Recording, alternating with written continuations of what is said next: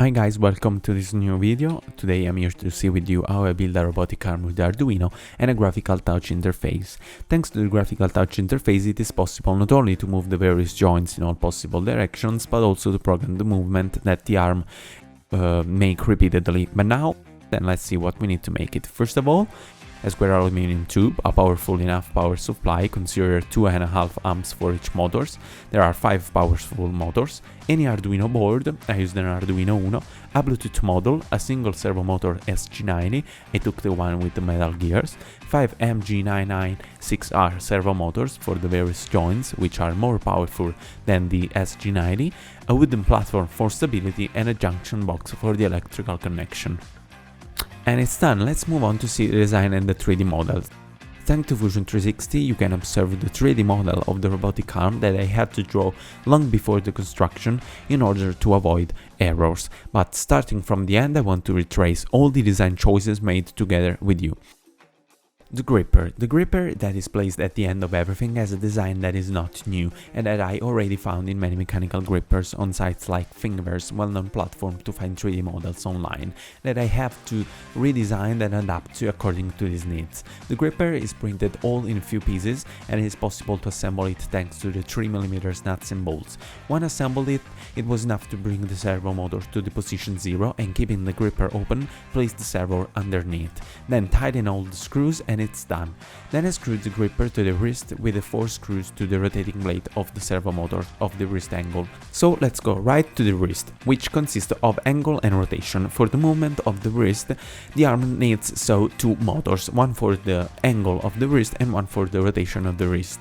So one that moves it up and down and one that rotates it clockwise and counterclockwise. To place the first motor, it was necessary to create a seat in the square aluminum tube from which to bring out the rear part of the motor. The motors, like all motors except for the base and the rotation of the wrist, is mounted with 2 adapters that I leave you in the description. Obviously I made these adapters in Fusion 360 and with the 3D printer.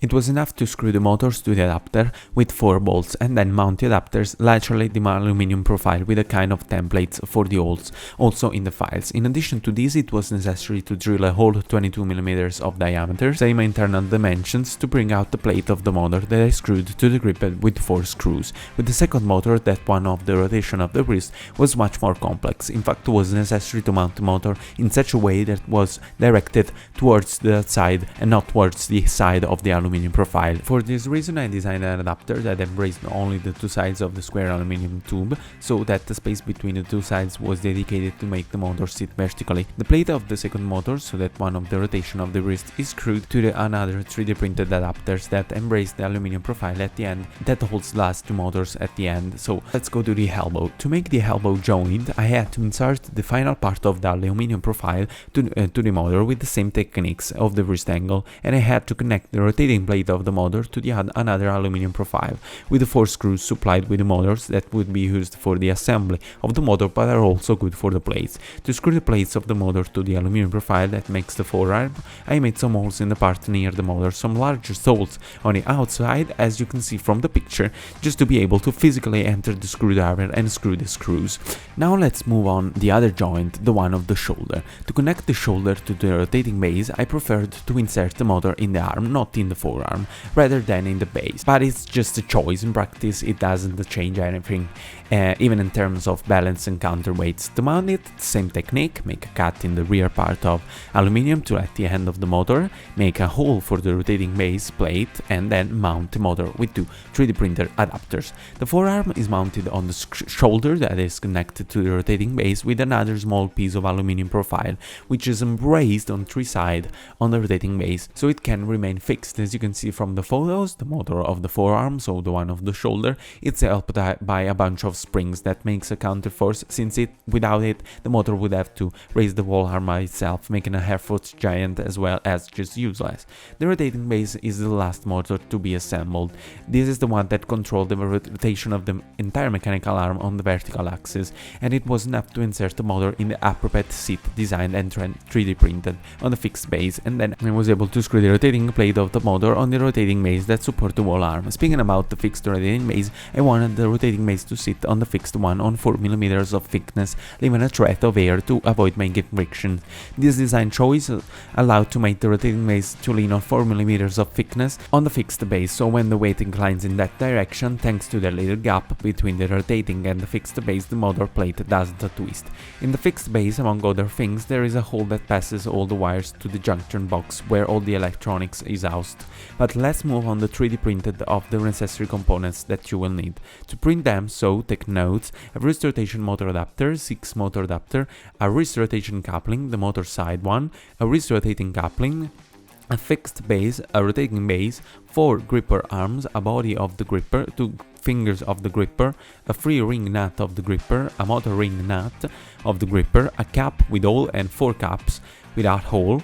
But don't worry, cause I leave you all the models in the description with the numbers of time you have to print it, and everything is fine and ready. Now let's move on the electrical circuit. With the construction of the robotic arm finished, it is now time to move to the electrical connection. That requires special attention, especially in the case of the motors. Obviously, all the positive and negatives of the motors must be connected together, and only the signal must travel along to the pins of the Arduino. In addition to this, for the serial communication between the device that mounts the graphical interface, it is also necessary to connect the Bluetooth module, which, in addition to being a leader in this type of fields, is also very simple to connect. But you may be wondering, why Bluetooth? Well, since the device that mounts the graphical interface is located less than 5 cm from the Arduino, the best things to do would have been control Arduino, however, in serial communication, but with the help of the USB port. In fact, yes, it can also be controlled with the USB port, due to the fact that Arduino reads the incoming communication, and it doesn't matter if it comes from the Bluetooth or from the USB, it can also be controlled by computer. The problem was that the device that mounts the graphical interface, actually an old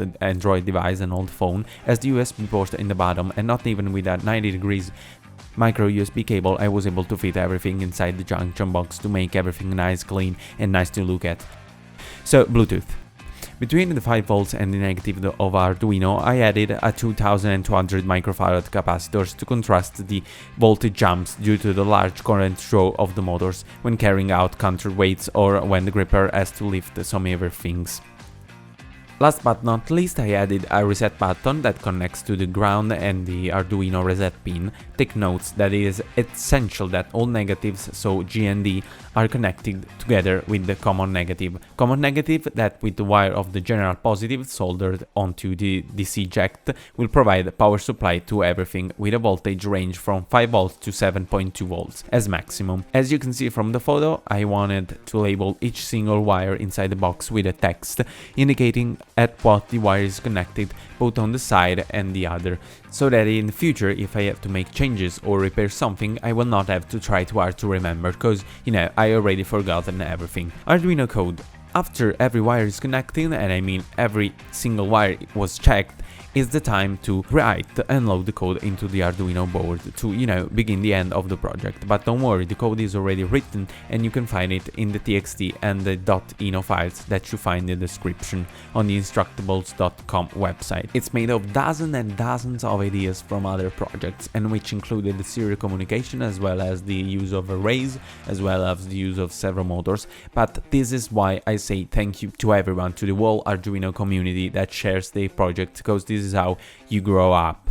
I noticed that if I copy and paste the code on the Instructable page, it slows down a lot, so I prefer to share the files directly. I cannot explain all the codes in this video, but I have left a lot of comments inside the code to explain what the lines of the code are used for. But now let's move on to the firmware of the graphical interface, which is the thing a little nice, the thing that gives it a little bit of the plus in my opinion. What is hidden under the screen, as I said before, so in the control panel on the junction box, is not anything other than an old smartphone that I had at home. Any Android touch device is actually fine. To program the graphical interface of the robot arm, I used an app inventor by the MIT, which is an online software as simple as functional, divided into 2 parts. The first in which you build the GUI, the graphical user interface, and another in which, with a block diagram, you actually program the app. After all, the app does nothing but gives serial codes to the Arduino via Bluetooth, and then Arduino with its code manages everything.